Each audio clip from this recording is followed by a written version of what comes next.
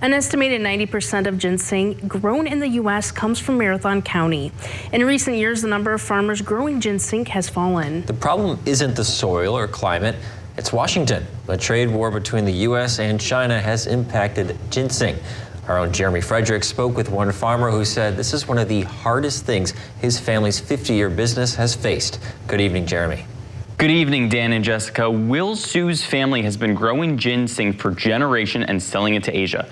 Marathon County's slogan is where time is on your side, but for ginseng farmers, luck is not. This is probably one of the hardest things that we've had to deal with in terms of just the uncertainty over the foreign economies, the uncertainty over how the U.S. is going to continue our trading relationship with one of the biggest economic powers in the world. Su's Ginseng Enterprises is celebrating its 50th anniversary with one eye on the U.S.-China relationship.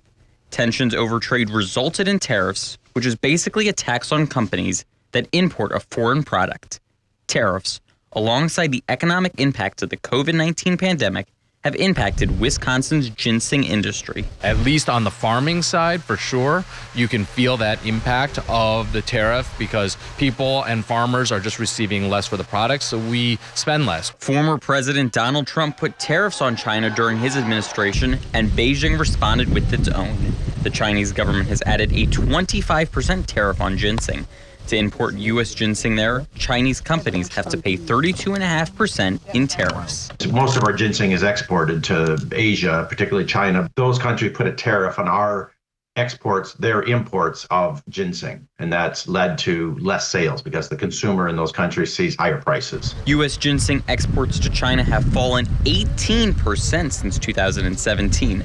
According to the U.S. Department of Agriculture, Canadian ginseng now makes up almost all of China's imports. This product was trading 2 or 3 times the current price as recently as 2016 and 2017.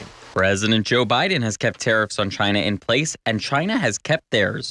With the election less than 3 months away, Su is unsure of who to vote for. So I'm not optimistic that either administration will make a change on tariffs, given that we care about American jobs and the American economy first, and we care less about companies and farmers who have to export their product overseas. And to try and lessen the impact of those tariffs, Wisconsin reached a trade deal with Taiwan in 2021 to send ginseng to them. Over 90,000 pounds have been exported to Taiwan between 2021 and 2023, the last year of data collected by the Wisconsin Department of Agriculture, Trade, and Consumer Protection. Dan and Jessica. Very interesting. Thank you, Jeremy.